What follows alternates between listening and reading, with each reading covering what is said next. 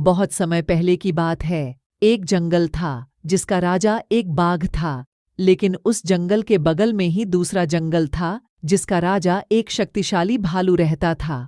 भालू की नीयत अच्छी नहीं थी, वो तो बाघ को खत्म करके दूसरा जंगल भी हथियाना चाहता था। एक दिन भालू ने एक प्लान बनाया। उसने सोचा, मैं बाघ को दावत पे बुलाऊंगा और दोनों जंगलों के बीच वाले रास्ते पर जाल बना दूंगा, और जब बाघ उस रास्ते से आएगा तो वो जाल में फंस जाएगा। फिर अगले दिन भालू दूसरे जंगल की ओर रवाना होता है और वहां जाकर बाघ से बोलता है, क्या तुम मेरे जंगल आओगे? मैं तुम्हें यहाँ दावत पे बुलाने आया हूँ। बाघ ने खुशी खुशी भालू की बात पर हाँ कर दिया। बाघ बोला, हाँ, मैं जरूर आना पसंद करूंगा। फिर भालू वहाँ से चला गया। भालू मन ही मन खुश हो रहा था। चलो मैं ये बात अपने दोस्त सांप को भी बता देता हूँ, कहीं वो भी मेरे साथ दावत पर आ जाए। फिर बाघ सांप के पास गया और उसको सारी बात बता दी। सांप को बात सुनकर थोड़ा शक हुआ। क्या तुम मेरे साथ दावत में आना पसंद करोगे? मैं आ तो जाता, परंतु कल मुझे किसी काम से दूसरे जंगल में जाना है। बाघ वहां से चला गया। फिर सांप मन ही मन बोला, हो ना हो ये भालू की चाल है। वो जरूर बाघ को खत्म करके खुद इस जंगल का राजा बनना चाहता है। अगले दिन बाघ दूसरे जंगल की तरफ रवाना हुआ। सांप भी चुपके से बाघ के पीछे पीछे निकल गया। वो रास्ता आया जहां भालू ने उसके लिए जाल बिछा रखा था। चलते चलते बाघ उस जाल में फंस गया। उसने जाल से निकलने की खूब कोशिश की, लेकिन वो असमर्थ रहा। फिर उसने आवाज भी की, बचाओ, बचाओ, कोई मुझे इस जाल से निकालो, कोई मुझे इस जाल से निकालो, कोई मेरी मदद करो। तभी वहां भालू आ पहुंचा। भालू भाई, मुझे इस जाल से निकालो, मेरी मदद करो। पागल, ये मेरा ही प्लान था तुझे मारने का, अब मर यहाँ पे। भालू ऐसा बोलकर वहां से चला जाता है। फिर थोड़ी देर बाद वहां सांप आ जाता है। सांप भाई, मुझे इस जाल से निकालो, मेरी मदद करो। फिर सांप उस जाल को अपने दांतों से काटकर हटा देता है और बोलता है, मुझे शक था कि हो न हो भालू तुम्हें मारने की कोशिश जरूर करेगा। चलो बाघ भाई, अब चलकर भालू को मजा चखाते हैं। फिर बाघ और सांप चलकर भालू के पास जाते हैं। बाघ और भालू में भयंकर लड़ाई होती है। वो लड़ाई बहुत लंबी चलती है, परंतु आखिर में बाघ की जीत हो जाती है। इस कहानी से हमें ये सीख मिलती है, हमें किसी दूसरे पर आसानी से भरोसा नहीं करना चाहिए। बाघ और शेर की कहानी। एक समय की बात है। एक बाग में बहुत सारे प्राणी रहते थे। वहां पर पक्षी, हिरण, बंदर और भालू सब मिलकर रहते थे। इस बाघ की सबसे बड़ी राजकुमारी एक खूबसूरत सिंहिनी थी। उसका नाम शेरी था। वह बाघ की सभी जानवरों के बीच में बहुत ही सम्मानित थी। एक दिन बाघ में एक शेर आया। वह शेर बहुत ही डरावना था। उसका नाम बबलू था। बबलू को अपनी काबिलियत पर बहुत गर्व था। उसने सोचा, मैं इस बाघ का बादशाह बनूंगा। शेरी ने बबलू को देखा और उसे बाघ का नया शेर स्वीकार किया। लेकिन शेरी को बबलू में कुछ अजीब लगा। उसने बबलू से पूछा, तुम बाघ के नए शेर हो, लेकिन तुम्हारी आवाज तो कुछ अजीब है। बबलू ने हंसते हुए कहा, हाँ, मेरी आवाज थोड़ी अजीब है, लेकिन मेरी काबिलियत तो बेहतरीन है। शेरी ने उसकी बातों को ध्यान में रखा, लेकिन उसे बबलू पर पूरा भरोसा नहीं था। वह बाघ में चुपके से बबलू की पहचान करने लगी। कुछ दिनों बाद एक बार रात के समय बबलू ने शेरी के खिलाफ षड्यंत्र रचा। उसने बाघ के दिन के समय नींद में सोते सभी जानवरों को डराया। उसने इसके बाद शेरी को भी मारने की कोशिश की, लेकिन शेरी ने खुद को शीघ्र बचा लिया और बबलू को बाघ से निकाल दिया। इस कहानी से सीख है कि किसी के भी चेहरे पर कितना भी अच्छाई का मास्का हो, लेकिन असली अच्छाई और गुण उसके कामों से ही पता चलता है। एक घने से जंगल में सभी जानवर खुशी से एक साथ रहा करते थे। उस जंगल में एक तालाब था। सभी जानवर उसी तालाब में नहाने जाया करते और उसे गंदा कर दिया करते। यह सब देखकर उसी तालाब के पास रहने वाला हीरा खरगोश मोती हिरण से कहता है, अरे भाई, तुम अपने झुंड को बोलो, इस तालाब में ना नहाया करें कि तालाब गंदा हो जाएगा। अब तुम हमें बताओगे हमको क्या करना है? यह जंगल और तालाब सबका है, हम जो मर्जी करें। मोती हिरण यह बोलकर चला जाता है और हीरा खरगोश निराश होकर खुद से कहता है, भलाई का तो जमाना ही नहीं है, मैं तो जानवरों की भलाई के लिए ही बोल रहा था। दिन बीतते हैं, कोई हीरा की बात पर गौर नहीं करता और तालाब बहुत गंदा हो जाता है। अब तालाब गंदा होने के कारण तालाब का पानी पीने लायक नहीं रहा और वहां बड़े बड़े मच्छर पैदा होने लगते हैं। वो मच्छर जंगल के सब जानवरों को काटा करते, चाहे वह हाथी हो, लोमड़ी हो या शेर हो, और कई जानवर मच्छरों के काटने से बीमार होने लगते हैं। हिरण और गाय का झुंड भी बीमार पड़ जाता है। ये सब देखकर मोती हिरण जंगल के जानवरों से बोला, अब इस जंगल को छोड़ देने में ही भलाई है, वरना न जाने कितने जानवरों की तरह हम भी मर जाएंगे या बीमार पड़ जाएंगे। चलो साथियों, हम किसी दूसरे जंगल में चलते हैं। मोती हिरण के साथ कई जानवर दूसरे जंगल में आ जाते हैं और वहां उनको हीरा खरगोश मिलता है। हमको माफ कर दो, हमने तुम्हारी बात नहीं मानी, तुम सही थे। कोई बात नहीं, मुझे खुशी है कि तुम लोगों को अपनी गलती समझ में आ गई है। पर अब उसका क्या फायदा, जंगल का तालाब गंदा हो गया है। खरगोश भाई, अब उस तालाब का पानी पीने लायक नहीं है और वहां गंदगी से मच्छर हो गए हैं जिन्होंने कई जानवरों को बीमार कर दिया है। इसलिए हमें इस जंगल में आना पड़ा। तुम हमें रहने के लिए कोई ठिकाना बता सकते हो? अरे मोती भाई, हम सब अपने जंगल में ही वापस जाएंगे और वहीं रहेंगे। यह सब सुनकर झुंड की गाय कहती है, खरगोश भाई कैसी बात करते हो, अब तो वह जंगल रहने लायक नहीं है। उस जंगल में मच्छरों ने अपना आतंक फैला रखा है, ना जाने कितने जानवर बीमार पड़ गए हैं। बहन, मैंने यहाँ मेंढक के झुंड से दोस्ती की है और हम उनसे कहते हैं कि वह हमारे साथ हमारी जंगल में चले और सब मच्छर को खाकर खत्म कर दें। खरगोश भाई, अगर ऐसा हो सकता है तो इससे अच्छी तो कोई बात हो ही नहीं सकती। अपना जंगल अपना ही होता है, इधर उधर भटकने से अच्छा है कि हम अपने जंगल में वापस आ जाएं। तो चलो सभी जानवर मेरे साथ, हम मेंढक के झुंड से बात करके आते हैं। मुझे यकीन है वह हमारी मदद के लिए जरूर मान जाएंगे।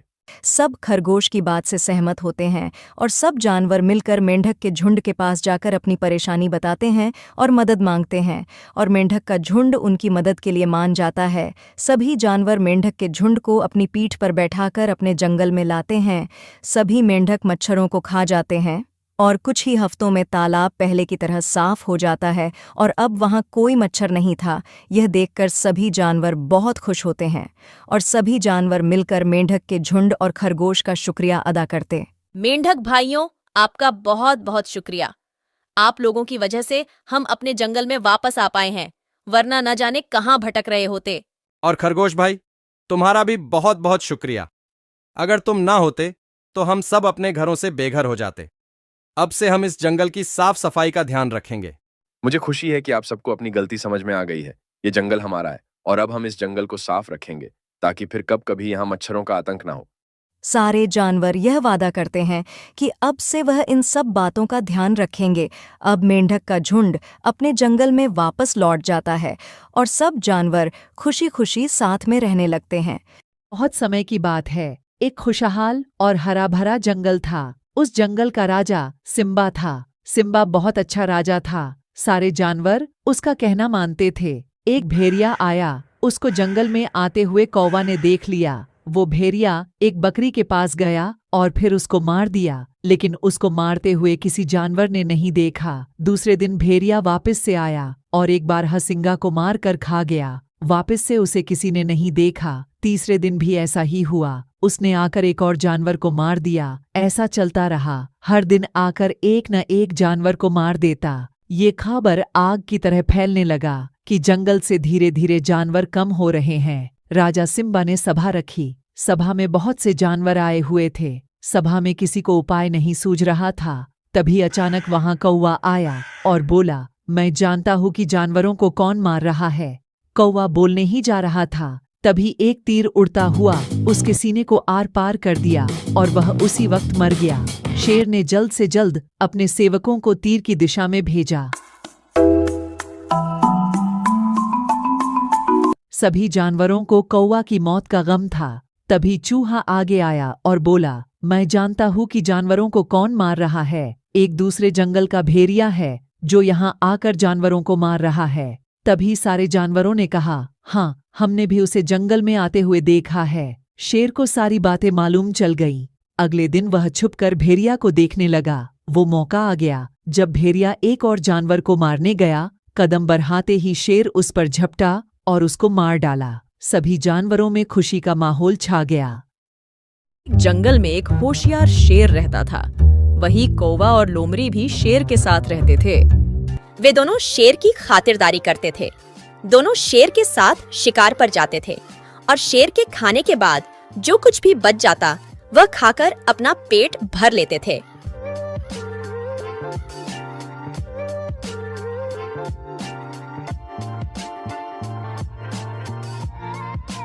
कौवा बोला, महाराज, पिछली बार जो हिरण का मांस खाया था, मजा आ गया।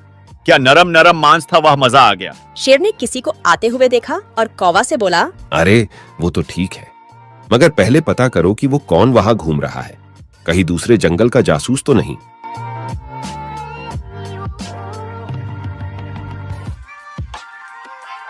कौवा उड़ता हुआ ऊंट के पास गया और बोला, अरे ओ भाई, तुम कौन हो और यहाँ क्या कर रहे हो? क्या बताऊं भाई, 2 दिन से भटकते भटकते यहाँ पहुँचा हूँ। मैं अपने झुंड से बिछड़ गया हूँ। कौवा ये सूचना शेर को देने वापस चला जाता है।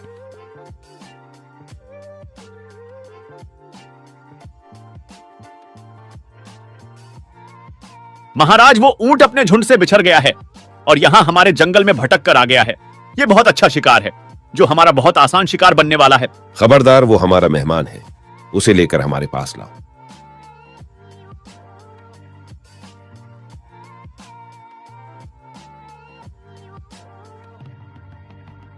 अरे ओ ऊंट, चलो, हमारे महाराज ने तुम्हें बुलाया है।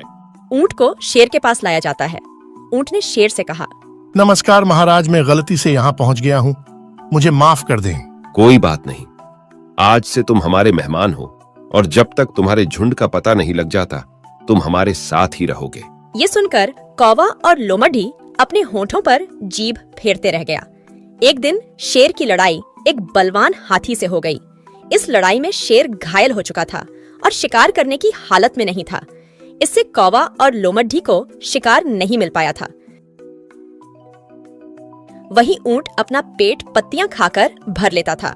दोनों हर रोज ऊंट को अपना शिकार बनाने की फिराक में लगा रहता था।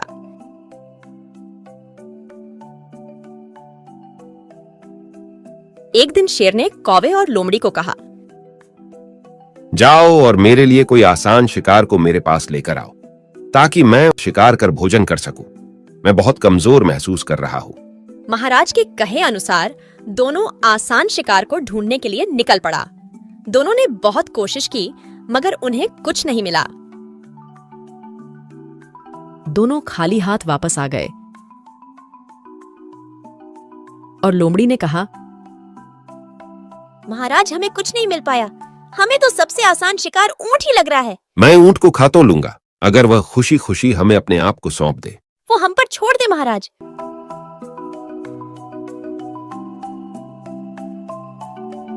कौवा और लोमड़ी ने प्लान बनाया कि किसी तरह हमें ऊंट को राजी करना होगा। लोमड़ी ने कहा, मेरे पास एक प्लान है। हम दोनों महाराज के पास जाकर बारी बारी से बोलेंगे कि महाराज, आप हमें ही खाकर अपना पेट भर ले, और जब मैं ऐसा बोलूंगा तो तुम मना कर देना, और तुम बोलोगे तो मैं मना कर दूंगा।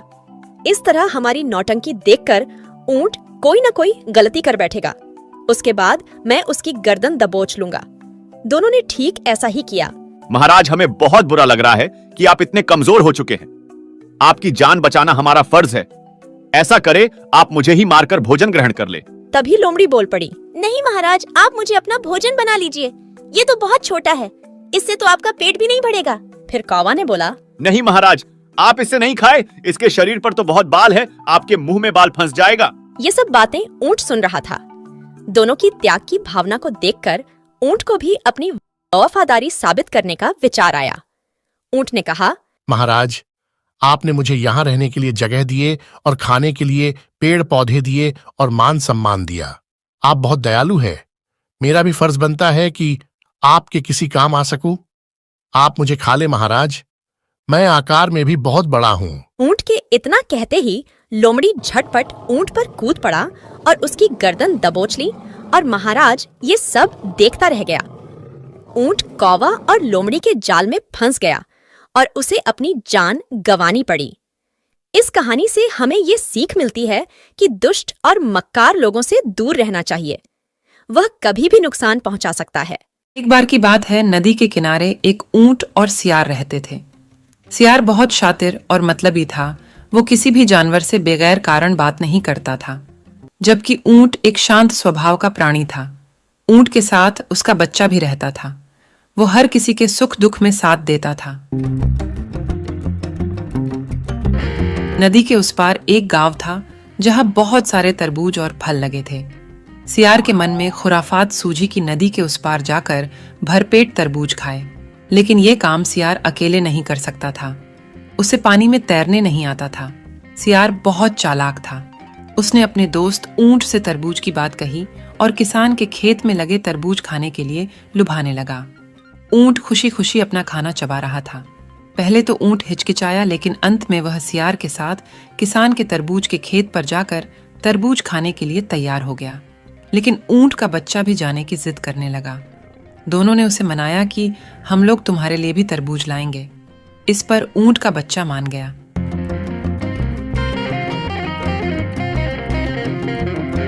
सियार ऊंट की पीठ पर बैठ गया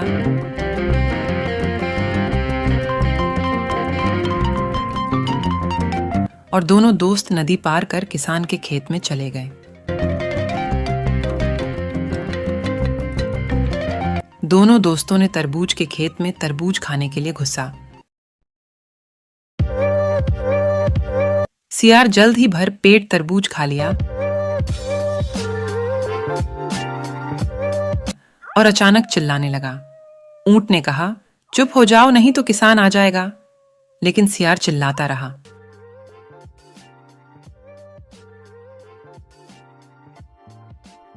किसान दौड़ते हुए खेत में आ गया। चालाक सियार खेत में छुप गया, लेकिन बेचारा ऊंट लंबा होने के कारण ऐसा नहीं कर सका। किसान ने उसे पीटा और भगा दिया। ऊंट भरपेट तरबूज भी नहीं खा पाया था और अपने बच्चे से किया वादा भी पूरा नहीं कर पाया। जल्दी में ऊंट कुछ भी नहीं ले पाया। ऊंट को इसका बहुत बुरा लग रहा था।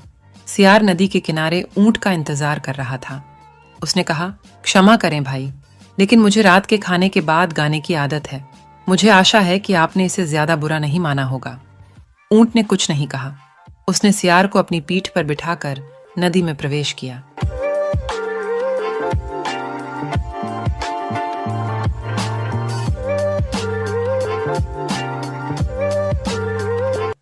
नदी के बीचों बीच पानी बहुत गहरा था। वहां ऊंट नदी में डुबकी लगाने लगा। सियार डर गया। तुम क्या कर रहे हो, मूर्ख साथी? क्या तुम मुझे डुबोने की कोशिश कर रहे हो? ऊंट ने कहा, नहीं भाई, बस इतना है कि मुझे अच्छे भोजन के बाद नदी में डुबकी लगाने की आदत है। मुझे आशा है कि आप बुरा नहीं मानेंगे। शरारती सियार ऊंट की पीठ से छलांग लगाई और जैसे तैसे अकेले ही तैरकर अपनी जान बचाई। इस कहानी से हमें यह सीख मिलती है कि अगर हम किसी के साथ दगाबाजी करेंगे तो वही अंजाम हमारे साथ भी हो सकता है।